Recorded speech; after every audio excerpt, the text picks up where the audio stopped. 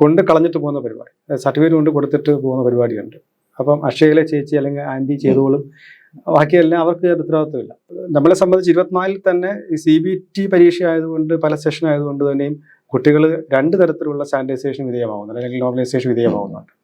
അപ്പോൾ ഇതിൻ്റെ ആഘാതം ഒന്ന് കുറയ്ക്കുക എന്നുള്ളത് തന്നെയാണ്. കാരണം കുട്ടികൾക്ക് വലിയൊരു ബുദ്ധിമുട്ടായിട്ട് വരികയും, പ്രത്യേകിച്ച് നമ്മൾ ഈ മേഖലയിലേക്ക് പരമാവധി ആളുകളെ എത്തിക്കാൻ നോക്കുന്ന ഒരു സാഹചര്യം കൂടിയാണ്. നമ്മളതിൽ വ്യത്യസ്തമായിട്ട് നമുക്ക് ഒരു ബോർഡിനും പ്രത്യേകിച്ച് കൊടുക്കേണ്ടതാണ്. നമുക്ക് CBSE ആയാലും കേരള സിലബസ് ആയാലും എല്ലാം ഒരേപോലെ നമ്മുടെ കുട്ടികൾ തന്നെയാണല്ലോ. ഇതിൽ പ്രധാനമായിട്ടൊരു കാര്യം, ഈ കുട്ടികൾ കഴിഞ്ഞ വർഷത്തിൽ നമ്മൾ അനുഭവിച്ചൊരു പ്രശ്നം, ഇപ്പോൾ കുട്ടികൾ ഡോക്യുമെൻറ്റ്സുകൾ കൃത്യമായിട്ട് അപ്ലോഡ് ചെയ്യാത്തൊരു പ്രശ്നമുണ്ട്. ഞാൻ പറഞ്ഞല്ലോ, ഒരു മാസം മാത്രം സമയം കിട്ടുകയുള്ളൂ. പിന്നീട് ഈ വർഷത്തെ ഒരു പ്രധാനപ്പെട്ട മാറ്റം കണ്ടത്, PWD കാൻഡിഡേറ്റ്സിന് UDID കാർഡും കൂടെ നമ്മൾ അപ്ലോഡ് ചെയ്യാനുള്ള അവസരം കൊടുക്കുന്നുണ്ട്. UDID കാർഡ് ഇല്ലാത്തവർക്ക് വേണമെന്നുണ്ടെങ്കിൽ അവരുടെ 40% ഡിസബിൾ സർട്ടിഫിക്കറ്റ് കൊണ്ട് നമുക്ക് അപ്ലോഡ് ചെയ്യാം. അപ്പോൾ ഈ ഒരു സ്കൂട്ടിനി നമ്മൾ ഒരു 10-30 സ്റ്റാഫിനെ തന്നെ നിയമിച്ചിട്ടാണ് ഇത് ചെയ്യുന്നത്. ഒരു മാസക്കാലം 2 മാസക്കാലം നീണ്ടു നിൽക്കുന്ന ഒരു വർക്കാണത്. നമസ്കാരം. കേരളത്തിൽ എഞ്ചിനീയറിംഗ്, ആർക്കിടെക്ചർ, ഫാർമസി, മെഡിക്കൽ അനുബന്ധ കോഴ്സുകളിലെ ബിരുദ പ്രവേശനത്തിനുള്ള അപേക്ഷ പ്രവേശന പരീക്ഷ കമ്മീഷണറേറ്റ് ക്ഷണിച്ചിരിക്കുകയാണ്. ജനുവരി മാസം 5 മുതൽ 31 വൈകിട്ട് 5 മണി വരെയാണ് അപേക്ഷിക്കേണ്ട സമയം. ഈ തവണ കീമിൻ്റെ റാങ്ക് പട്ടിക തയ്യാറാക്കുന്നതിൽ പുതിയ നോർമലൈസേഷൻ രീതിയാണ് സ്വീകരിക്കുന്നത്. കഴിഞ്ഞ കുറേ വർഷമായി നിലവിൽ സ്വീകരിച്ചു കൊണ്ടിരിക്കുന്ന സ്റ്റാൻഡർഡൈസേഷൻ ഫോർമുലയുടെ ഭാഗമായി കേരള സിലബസിൽ പഠിക്കുന്ന കുട്ടികൾക്ക് അർഹതപ്പെട്ട മാർക്ക് റാങ്ക് പട്ടിക തയ്യാറാക്കുമ്പോൾ ലഭിക്കുന്നില്ല എന്നുള്ള പരാതി നിലനിൽക്കുകയാണ്. ആ പരാതിക്ക് പരിഹാരമായി 2026 റാങ്ക് പട്ടിക തയ്യാറാക്കുമ്പോൾ എല്ലാ വിഭാഗം സിലബസുകൾക്കും അർഹമായ അംഗീകാരം കിട്ടത്തക്ക രീതിയിലുള്ള ഒരു പുതിയ നോർമലൈസേഷൻ ഫോർമുലയാണ് സ്വീകരിച്ചിരിക്കുന്നത്. ഇത് സംബന്ധിച്ച് സംസാരിക്കുന്നതിന് വേണ്ടി പ്രവേശന പരീക്ഷ കമ്മീഷണറേറ്റിലെ അക്കാദമിക് വിഭാഗം joint commissioner doctor R. Manoj നമ്മോടൊപ്പമുണ്ട്. നമസ്കാരം സർ. സർ, ഇത് സംബന്ധിച്ച് കഴിഞ്ഞ വർഷം തന്നെ ഒരു വലിയ ചർച്ച കേരളത്തിൽ നടന്നിട്ടുണ്ട്. കീമിന്റെ റാങ്ക് പട്ടിക തയ്യാറാക്കുന്നതുമായി ബന്ധപ്പെട്ട് സർക്കാർ കൊണ്ടുവരുന്ന പുതിയ രീതിയെക്കുറിച്ച്. അന്ന് അതുമായി ബന്ധപ്പെട്ട ചില ആശങ്കകൾ ഉയർന്നിരുന്നു. പ്രത്യേകിച്ചും അന്ന് ഉയർന്ന ഒരു പരാതി എന്ന് പറയുന്നത്, നമ്മുടെ പ്രോസ്പെക്ടസ് പുറപ്പെടുവിച്ചതിന് ശേഷം പരീക്ഷയ്ക്ക് ശേഷം പുതിയ രീതി കൊണ്ടുവരുന്നതിൽ ചില അനീതി ചൂണ്ടിക്കാണിച്ചത്. എന്നാലും പൊതുവെ സർക്കാരിന്റെ തീരുമാനം നല്ല ഉദ്ദേശമാണ്. കാരണം കേരളത്തിലെ പൊതുവിദ്യാലയങ്ങളിൽ പഠിക്കുന്നടക്കമുള്ള കുട്ടികൾ അവരുടേതല്ലാത്ത കാരണത്താൽ, അവരുടേതല്ലാത്ത തെറ്റ് കാരണം പിറകിലേക്ക് പോകുന്നു. ഈ റാങ്ക് പട്ടിക തയ്യാറാക്കുമ്പം സ്വീകരിക്കുന്ന ഒരു സ്റ്റാൻഡർഡൈസേഷൻ ഫോർമുലയുടെ ഭാഗമായി എന്നുള്ളൊരു പരാതി വരികയും ഈ തവണ വളരെ നേരത്തെ തന്നെ അതിന് മുന്നൊരുക്കം നടത്തി പ്രോസ്പെക്ടസ് പുറപ്പെടുവിച്ചു. അതിന്റെ ഭാഗമായി അപേക്ഷ ക്ഷണിച്ചു. സാർ, ഇതുമായി ബന്ധപ്പെട്ട് ഒരു 3 കാര്യങ്ങളാണ് പ്രധാനമായിട്ട് അറിയേണ്ടത്, പ്രത്യേകിച്ചും അക്കാഡമിക് മേഖലയായിട്ട് ബന്ധപ്പെട്ടിട്ട്. ഒന്ന്, എന്താണ് ഈ സ്റ്റാൻഡർഡൈസേഷനും നോർമലൈസേഷനും തമ്മിലുള്ള വ്യത്യാസം? രണ്ടാമത്തത്, ഇതിന് ഇപ്പോൾ പുതുതായിട്ട് കൊണ്ടുവന്ന രീതി എന്താണ്? മൂന്നാമത്തത്, ഇത് എങ്ങനെയാണ് വിദ്യാർത്ഥികൾക്ക് ഗുണകരമാവുന്നത്? ഇതൊന്ന് വിശദമാക്കാമോ? തീർച്ചയായിട്ടും. അതിലേക്ക് കടക്കുന്നതിന് മുമ്പ് തന്നെ നമ്മളുടെ പ്രവേശന പരീക്ഷ കമ്മീഷണറേറ്റ് വളരെ സന്തോഷപൂർവ്വം നിൽക്കുകയാണ്. കാരണം കഴിഞ്ഞ വർഷത്തിൽ വ്യത്യസ്തമായിട്ട് നമുക്ക് ജനുവരി മാസം, ഈ മാസം കഴിഞ്ഞ ദിവസം 5-ാം തീയതിയായിട്ട് തന്നെ ആപ്ലിക്കേഷൻ വിളിക്കാനുള്ള ഒരു സാഹചര്യം ഉണ്ടായിട്ടുണ്ട്. കഴിഞ്ഞ വർഷം അങ്ങ് സൂചിപ്പിച്ചതുപോലെയുള്ള ഈ സാനിറ്റൈസേഷൻ്റെ ഒരു പ്രശ്നവുമായിട്ട് ബന്ധപ്പെട്ടുണ്ടായി നമ്മൾ കുറച്ച് ലാഗിങ് ഉണ്ടായത് തന്നെയുള്ളൂ. ശരിക്കും ഞങ്ങൾ സമയബന്ധിതമായിട്ട് തന്നെ ഒരു മാസത്തോളം തന്നെ വർക്ക് ചെയ്തിട്ടാണ് ആ ഒരു കഴിഞ്ഞ വർഷത്തെ പ്രവേശന പരീക്ഷ നടത്തിയത് തന്നെ. അന്ന് തന്നെ നമ്മൾ ഈ ഒരു പ്രശ്നം, അതായത് സാനിറ്റൈസേഷൻ ചില വിദ്യാർത്ഥികൾ, ചില ബോർഡുകൾക്ക് പ്രശ്നം ഉണ്ടാക്കുന്നുണ്ട്. കാരണം 300 വരെ മാർക്ക് കിട്ടിയ കുട്ടികൾക്ക് 25ഓളം മാർക്കുകൾ പ്രത്യേകിച്ചും സ്റ്റേറ്റ് സിലബസ് കുട്ടികൾക്ക് മാർക്ക് കുറഞ്ഞു പോകുന്നു എന്നുള്ളതൊരു വലിയൊരു പരാതിയായിട്ട് വന്നിട്ടുണ്ട്. അപ്പോൾ ഇത് ശരിക്കും സ്റ്റാൻഡേർഡൈസേഷൻ അല്ലെങ്കിൽ സമീകരണ പ്രക്രിയകളൊക്കെ തന്നെയും അതിന് ഏത് ഫോർമുല ഉപയോഗിച്ചാൽ ആ ഫോർമുലയ്ക്ക് അഡ്വാൻറ്റേജും ഉണ്ടാവും ഡിസഡ്വാൻറ്റേജും ഉണ്ടാവും. അത് സമീകരണത്തിൻ്റെ ഒരു പൊതു സ്വഭാവമാണ്. അപ്പോൾ നമ്മളതിനകത്ത് ഫോർമുലയുടെ ശാസ്ത്രീയത അല്ല നോക്കുന്നത്. കുട്ടികൾക്കുണ്ടാകുന്ന ഒരു ബുദ്ധിമുട്ട് അത് പരമാവധി ഒഴിവാക്കുക എന്നതാണ് ഉദ്ദേശം. കാരണം ഇതിന് പറയാനുള്ള കാരണം നമ്മൾ 2024 CBT പരീക്ഷ സ്റ്റാർട്ട് ചെയ്യുന്നത്. അപ്പോൾ ഈ നിലവിൽ നേരത്തെ ഉണ്ടായിരുന്ന സ്റ്റാൻഡേർഡൈസേഷൻ ഫോർമുല നിലവിൽ വന്നത് 2012 കാലഘട്ടം. 1999 ഓർഡർ പ്രകാരമാണ് 2000 മുതൽ നമ്മൾ പ്രവേശന പരീക്ഷ ആരംഭിക്കുകയും 2011 പ്രവേശന പരീക്ഷയ്ക്കുടെ മാർക്കും അതേപോലെ കുട്ടികൾക്ക് അക്കാഡമിക്കിൽ കിട്ടുന്ന അതായത് +2 കിട്ടുന്ന മാർക്കും കൂടെ ചേർത്തിട്ടായിരുന്നു 50-50 അനുപാതത്തിലായിരുന്നു നമ്മൾ മാർക്ക് ഏകീകരിച്ചുകൊണ്ടിരുന്നത്. അപ്പോൾ ഇതിനെതിരായിട്ട് പരാതികൾ വരികയും പിന്നെ 2012 ഇതിനെക്കുറിച്ച് വിശദമായൊരു പഠനം നടക്കുകയും കുറേ പ്രഗത്ഭരായിട്ടുള്ള സ്റ്റാറ്റീഷ്യൻസുമാരിനെ ചേർന്ന് തന്നെ ഒരു എക്സ്പേർട്ട് കമ്മിറ്റി രൂപീകരിച്ചുകൊണ്ടൊരു പുതിയ ഫോർമുല രൂപീകരിക്കുകയും ചെയ്തിട്ടുണ്ട്. അപ്പോൾ ഈ ഫോർമുല പ്രകാരം എല്ലാ ബോർഡുകളുടെയും ഗ്ലോബൽ മീനും അതേപോലെ സ്റ്റാൻഡേർഡ് ഡീവിയേഷനെ കണക്കാക്കി തന്നെയായിരുന്നു നമ്മൾ ഈ ഒരു പ്രോസസ്സ് നടത്തിക്കൊണ്ടിരുന്നത്. അതുതന്നെ നമുക്ക് ഇന്ത്യയിലുള്ള മുഴുവൻ എല്ലാ ബോർഡുകളുടെയും മാർക്കുകൾ നോക്കണം, അതിൻ്റെ മീൻ ശേഖരിക്കണം, അങ്ങനെ വലിയൊരു പ്രോസസ്സ് തന്നെയാണ്. പക്ഷേ ഏറ്റവും ശാസ്ത്രീയമായിട്ടുള്ള തന്നെ ഒരു ഫോർമുല തന്നെയാണ് ഉപയോഗിച്ചുകൊണ്ടിരുന്നത്. അപ്പോൾ ഇത് 2012 മുതൽ 2025 വരെയും അത് വർക്ക് ചെയ്തതാണ്. 2021 ശേഷം അല്ലെങ്കിൽ 24 ഈ ഒരു ബോർഡുകളുടെ പെർഫോമൻസ് ഉണ്ടാകുന്ന വ്യത്യാസം, ഈ ഡാറ്റ കിട്ടുന്നതനുസരിച്ചായിരിക്കും ഫോർമുല വ്യത്യാസം വരുന്നത് അല്ലെങ്കിൽ ഔട്ട്പുട്ട് വ്യത്യാസം വരുന്നത്. ഇത് പ്രകാരം ചില കുട്ടികൾക്ക് അല്ലെങ്കിൽ ചില ബോർഡുകൾക്ക് അതിന് ഡിസഡ്വാൻറ്റേജ് കിട്ടുന്നുള്ള ഒരു പരാതി വരികയുണ്ടായി. അപ്പോൾ നമ്മളെ സംബന്ധിച്ച് 24 തന്നെ ഈ CBT പരീക്ഷ ആയതുകൊണ്ട് പല സെഷൻ ആയതുകൊണ്ട് തന്നെയും കുട്ടികൾ 2 തരത്തിലുള്ള സ്റ്റാൻഡേർഡൈസേഷൻ വിധേയമാകുന്നുണ്ട് അല്ലെങ്കിൽ നോർമലൈസേഷൻ വിധേയമാകുന്നുണ്ട്. അപ്പോൾ ഇതിൻ്റെ ആഘാതം ഒന്ന് കുറയ്ക്കുക എന്നുള്ളത് തന്നെയാണ്. കാരണം കുട്ടികൾക്ക് വലിയൊരു ബുദ്ധിമുട്ടായിട്ട് വരികയും പ്രത്യേകിച്ച് നമ്മൾ ഈ മേഖലയിലേക്ക് പരമാവധി ആളുകളെ എത്തിക്കാൻ നോക്കുന്ന ഒരു സാഹചര്യം കൂടിയാണ്. അപ്പോൾ കുട്ടികൾക്ക് അങ്ങനെ വിഷമം ഉണ്ടാക്കുന്ന തരത്തിലേക്കാണ് പ്രവേശന പരീക്ഷ പോകുന്നുണ്ടെങ്കിൽ അത് അനാകർഷമാകുന്നുള്ളൊരു സംശയവും നമുക്കുണ്ടായിരുന്നു. അതുകൊണ്ട് 2 തരത്തിലുള്ള സ്റ്റാൻഡേർഡൈസേഷൻ്റെ ആഘാതം കുറയ്ക്കുക. കാരണം CBT പരീക്ഷ ആകുമ്പോഴത്തേക്ക് പല സെഷൻ ആയതുകൊണ്ട് അതിൻ്റെതായ ബുദ്ധിമുട്ട് ഡിഫിക്കൽട്ട് ലെവൽ നോക്കി തന്നെയായിരിക്കും നമ്മൾ സ്റ്റാൻഡേർഡൈസ് ചെയ്യുന്നത്.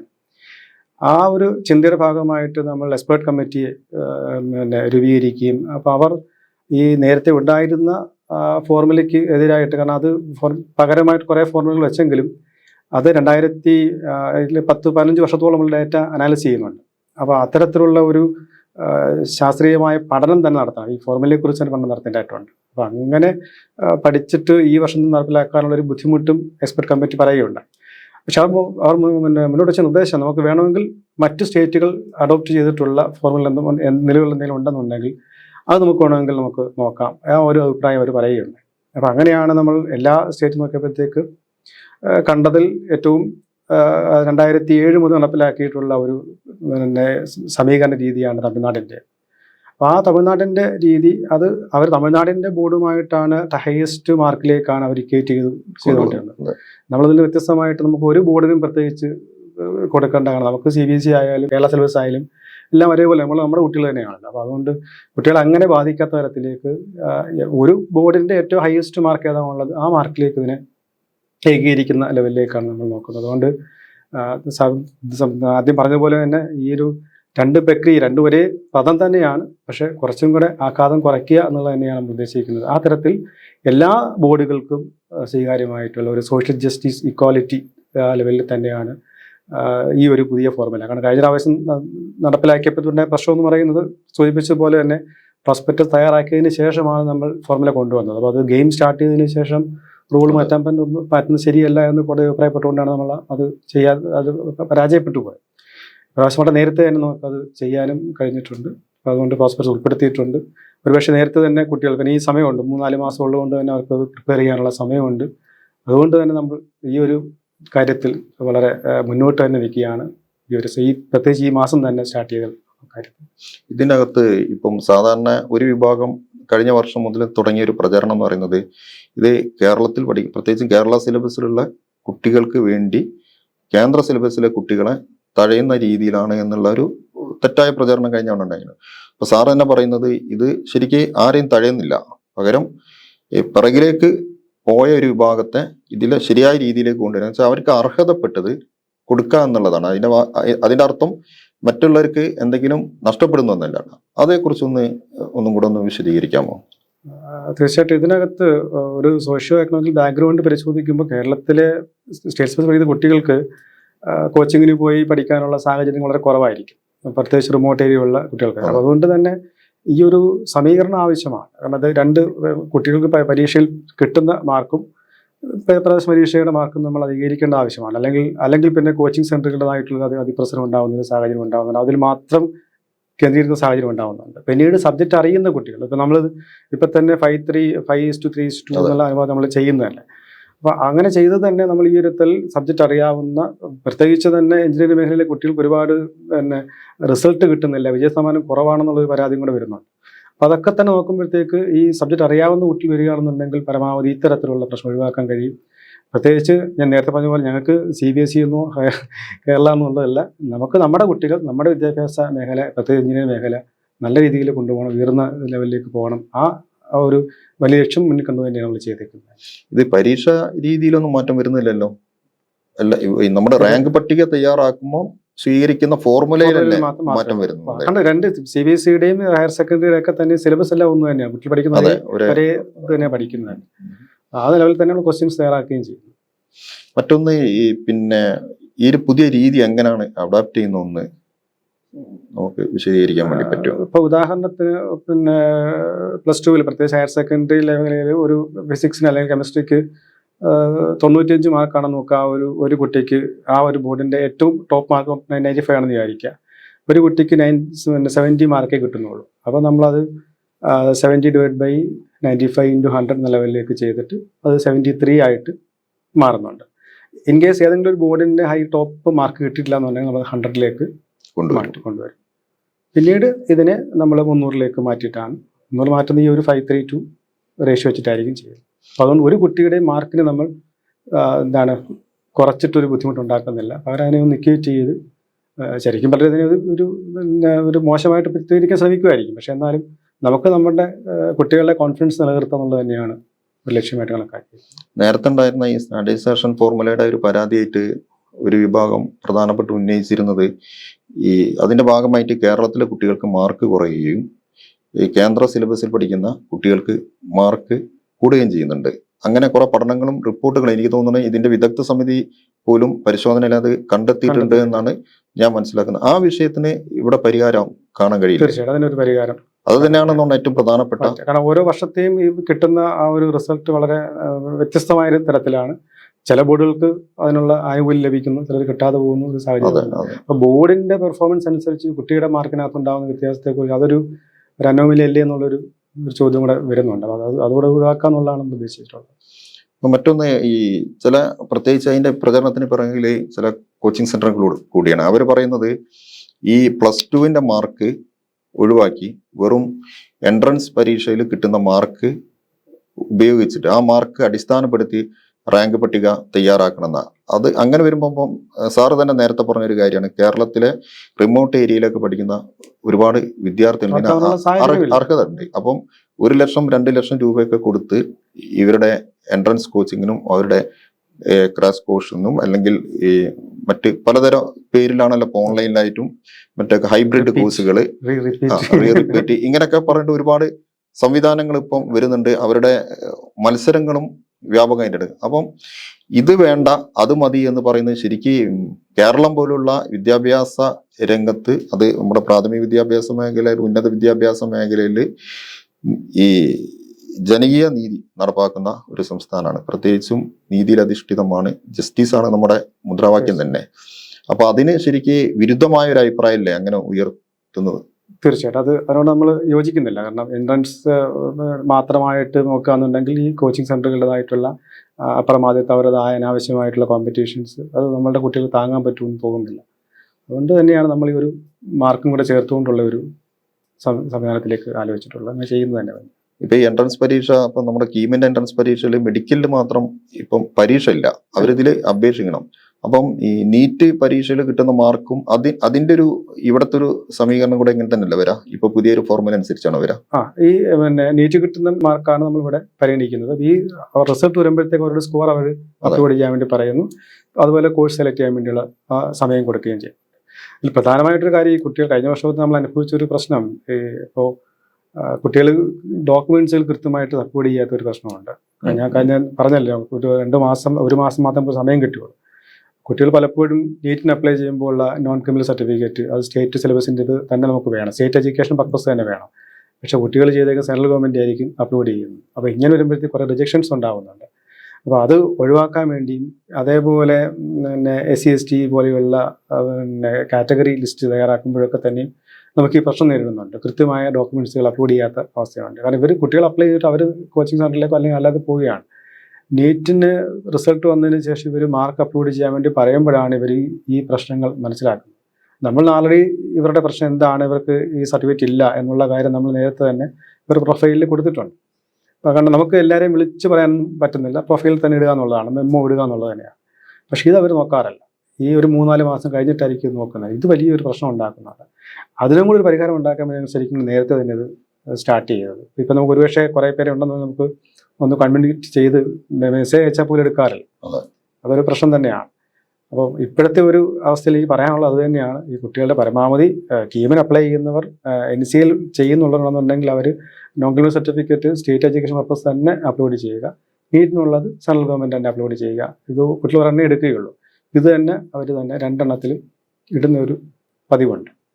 അപ്പോൾ അതിനൊരു മാറ്റം. പിന്നീട് ഈ വർഷത്തെ ഒരു പ്രധാനപ്പെട്ട മാറ്റമായിട്ട് നമ്മൾ കണ്ടത് PW കാൻഡിഡേറ്റ്സിന് UDID കാർഡും കൂടെ നമ്മൾ അപ്ലോഡ് ചെയ്യാനുള്ള അവസരം കൊടുക്കുന്നുണ്ട്. UDID കാർഡ് ഇല്ലാത്തവർക്ക് വേണമെന്നുണ്ടെങ്കിൽ അവരുടെ 40% ഡിസബിൾ സർട്ടിഫിക്കറ്റ് കൊണ്ട് നമുക്ക് അപ്ലോഡ് ചെയ്യാം. അത് മാൻഡേറ്ററി ആക്കാമെന്ന് വിചാരിച്ചു, പക്ഷേ അത് വേണ്ടാന്ന് വിചാരിച്ചു. പകരം UDID കാർഡ് തന്നെ അതേപോലെ ഡോക്യുമെൻറ്റ്സ് കൂടെ ചെയ്യാമെന്നുള്ള ഒരു പരിപാടി. അപ്പോൾ കുറച്ച് നല്ല മാറ്റങ്ങൾ വരുത്തിയിട്ടുണ്ട്. പിന്നെ ഞാൻ പറഞ്ഞ സമയമുണ്ട് നമുക്ക് കാര്യങ്ങൾ ചെയ്യാനുള്ളത്. ഇതിപ്പോ ജനുവരി 31 വൈകിട്ട് 5 വരെ ലാസ്റ്റ് ഡേറ്റ്. അതിനുശേഷം ഈ പ്രവേശന പരീക്ഷാ കമ്മീഷനായിട്ട് ഈ ഇത് മുഴുവനും പരിശോധിച്ചതിന് ശേഷം ഈ കുട്ടികൾക്ക് എന്തെങ്കിലും അവരുടെ അപാകത ഉണ്ടെങ്കിൽ സാധാരണ നമ്മൾ അറിയിക്കുന്ന രീതി ഉണ്ടല്ലോ, അത് ഈ തവണയും ഉണ്ടാവും. നമുക്ക് 3 തരത്തിലുള്ള സ്ക്രൂട്ടിനി നടക്കുന്നുണ്ട്. ഫസ്റ്റ് ലെവൽ സ്ക്രൂട്ടിനി നമ്മൾ നോക്കുന്നത് ഫോട്ടോ, സിഗ്നേച്ചർ, മറ്റു കാര്യങ്ങളാണ്. അപ്പോൾ ഇത് വെച്ചിട്ട് നമ്മളൊരു സ്ക്രൂട്ടിനി കഴിഞ്ഞിട്ട് ഇവർക്ക് മെമ്മോ എന്തെങ്കിലും ഇഷ്യൂ ഉണ്ടെങ്കിൽ മെമ്മോ ഇടും. അത് ക്ലിയർ ചെയ്തതിന് ശേഷം പിന്നീട് നമ്മൾ നോക്കുന്നത് കാറ്റഗറി ലിസ്റ്റിന് വേണ്ടിയുള്ളതാണ്. NCL അതേപോലെ SC/ST സർട്ടിഫിക്കറ്റുകൾ, പിന്നെ ഇത് തന്നെ SC/ST തന്നെ ഇന്റർകാസ്റ്റ് മാരേജിംഗ് ആണ്. അപ്പോൾ അത് വേണമെന്നുണ്ടെങ്കിൽ അത് ഇന്റർകാസ്റ്റ് മാരേജ് ആയിട്ടുള്ള SC/STക്കാർ SC/ST ക്ലെയിം ചെയ്യാന്നുണ്ടെങ്കിൽ അത് ക്രിത്താർട്സിന്റെ അന്വേഷണ റിപ്പോർട്ട് വന്നതിന് ശേഷം സ്ക്രീനിങ് കമ്മിറ്റി കൂടിയിട്ടാണ് ഇവർക്ക് ഈ ക്ലെയിം കൊടുക്കുന്നത്. അപ്പോൾ അതിനുവേണ്ടി നമ്മൾ ഈ കുട്ടികളുടെ ഡീറ്റെയിൽസ് എല്ലാം, സംശയമുള്ള ആളുകളുടെ എല്ലാം തന്നെ ഡീറ്റെയിൽസ് നമ്മൾ ക്രിത്താർട്സിന് കൊടുത്ത് അവരൊരു ഫീൽഡ് സ്റ്റഡി നടത്തി അവർ റിപ്പോർട്ട് കിട്ടിയിട്ട് സ്ക്രീനിങ് കമ്മിറ്റിക്ക് പോകണം. അത് ഒരുപാട് സമയം എടുക്കും. കഴിഞ്ഞ വർഷമൊക്കെ തന്നെ അല്ലെങ്കിൽ കുറേ വർഷമൊക്കെ തന്നെ സംഭവിച്ച പ്രശ്നം, കുട്ടികൾ അഡ്മിഷൻ എടുത്തതിന് ശേഷമാണ് നമ്മൾ ഈ ഒരു റിപ്പോർട്ട് കിട്ടുന്നതും അതിൻ്റെ നടപടി എടുക്കുന്നത്. പലപ്പോഴും കുട്ടികൾ അഡ്മിഷൻ എടുത്തതിന് ശേഷം പുറത്തു പോകേണ്ട അവസ്ഥ ഉണ്ടാകുന്നുണ്ട്. അതിനും കൂടെ ഒരു പരിഹാരമാണ് നമ്മൾ നേരത്തെ തന്നെ നമ്മളിത് സ്റ്റാർട്ട് ചെയ്തിട്ടുള്ളത്. അപ്പോൾ ഈ ഒരു സ്കൂട്ടിനി നമ്മൾ ഒരു 10-30 സ്റ്റാഫിനെ തന്നെ നിയമിച്ചിട്ടാണ് ഇത് ചെയ്യുന്നത്. ഒരു മാസക്കാലം 2 മാസക്കാലം നീണ്ടു നിൽക്കുന്ന ഒരു വർക്കാണത്. അത് പ്രകാരം ഓരോ തരത്തിലുള്ള 3 തരത്തിലുള്ള സ്കൂട്ടിനി ചെയ്തിട്ടാണ് ഈ എൻ്റെ മെമ്മോ ഇഷ്യൂ ചെയ്യുന്നത്, അതിൻ്റെ ക്ലിയറൻസ് നടത്തിക്കൊണ്ടിരിക്കുന്നത്. ഈ അപേക്ഷിക്കുന്ന കുട്ടികൾ ഇപ്പം എനിക്ക് തോന്നുന്നു ഇന്നലെ മുതൽ അങ്ങനെ ഇപ്പം തന്നെ 200-300 ആപ്ലിക്കേഷൻസ് ആയി കഴിഞ്ഞു വന്നു. അപ്പോൾ ഈ അപേക്ഷിക്കുന്ന കുട്ടികളോട്, പ്രത്യേകിച്ച് രക്ഷിതാക്കളോട് സാറിന് ഈ പ്രവേശന പരീക്ഷാ കമ്മീഷനത്തിന് വേണ്ടി എന്താണ് പറയാനുള്ളത്?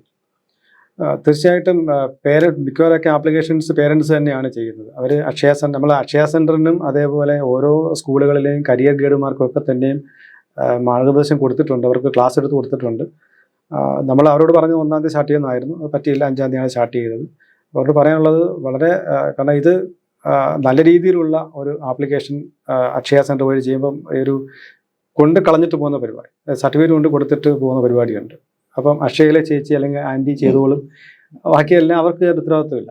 അപ്പം അങ്ങനെ വരുമ്പോൾ കഴിഞ്ഞ വർഷമൊക്കെ ഉണ്ടായ പ്രശ്നങ്ങൾ അറിയാമല്ലോ. അപ്പോൾ അത്തരത്തിലുള്ള പ്രശ്നം ഉണ്ടാകാതിരിക്കാൻ വേണ്ടി കുറച്ചും കൂടെ ഒരു ഉത്തരവാദിത്വം നമ്മുടെ കുട്ടിയുടെ ആപ്ലിക്കേഷനാണ്, അത് കൃത്യമായിട്ട് അവർ ചെയ്യുന്നുണ്ടോ എന്നുള്ള ഒരു ഉറപ്പുവരുത്തൽ അവർ നടത്തി കഴിഞ്ഞാൽ ഇത്തരം പ്രശ്നങ്ങൾ നമുക്ക് പരിഹാരമാകുന്നതാണ് അവരോട് പറയാനുള്ളത്. Okay sir. Okay, thank you.